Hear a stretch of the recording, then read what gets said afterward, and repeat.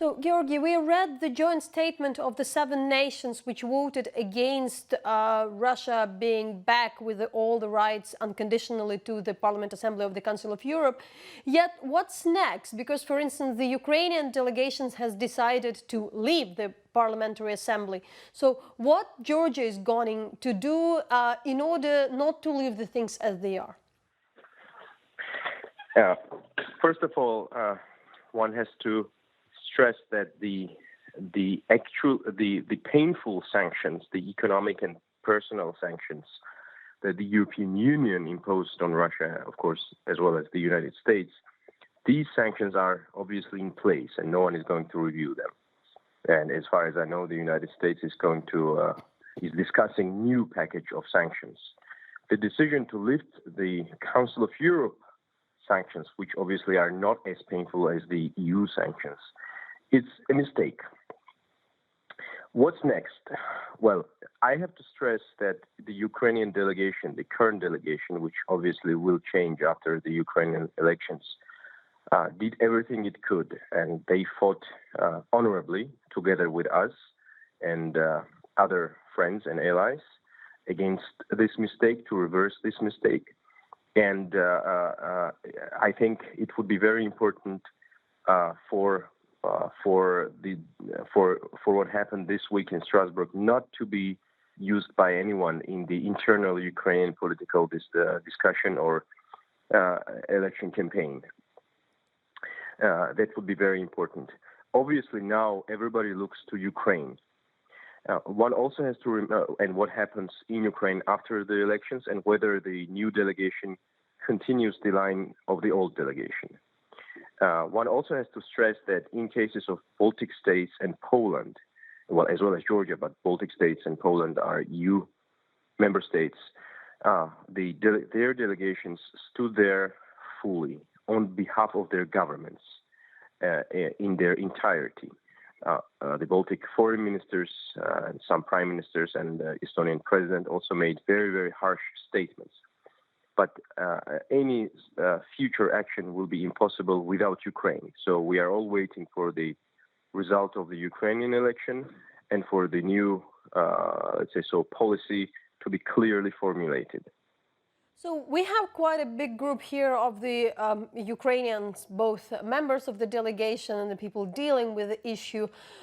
But what the Ukrainians can expect on its allies and partners in the nearest future, and is it just the Ukrainian situation and just the case important for Ukraine? As from the particularly the statement, the Georgian delegation was a part of it. It was said that the future of the Council of Europe is under threat as a whole because of the Council of Europe is losing the trust of the people it stands to protect. So how would you describe what still the other countries may do, and how possible to vote with the other members who probably supported the decision at this stage?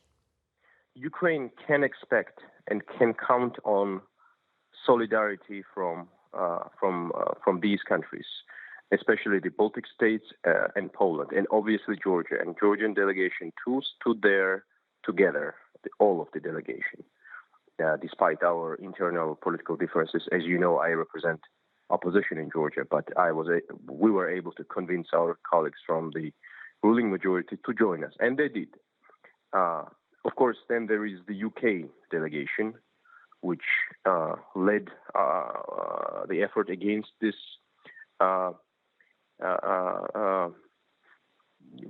wrong policy, let's say so. So Ukraine can count on solidarity. We are just waiting for its new parliamentary delegation and the policy of the new government to be clearly formulated. So anyone who says it will be just Ukraine is mistaken. It will not be like that, because for us, for Georgia, obviously what happened is unacceptable, and we cannot accept it. In the future, I'm in favor, and many colleagues from many countries are in favor of full boycott of the work of the Parliamentary Assembly. If we actually have a full boycott of several countries, 4, 5, 6, doesn't matter, the crisis of legitimacy there will be such that we will have a renewal of modus operandi. So just let me clarify. So it depends on what would be also the decision of the next Ukrainian delegation. And if so, if we speak about the autumn, we are waiting, and then the boycott can take place if the countries agrees. That's correct. That's correct. Obviously, without the Ukrainian delegation itself, no future action can be really feasible for the simple reason that, let's say so, active war is taking place in Ukraine right now. Obviously, Georgia is also the victim of occupation, and Georgia and Ukraine should play, in any case, as one team on the international arena, in the diplomatic arena. But Ukraine has to take lead. Thanks a lot, Giorgi, for talking to us, and we'll follow the discussion and won't let it kind of get buried in the all other news, heavy news agenda. Thank you.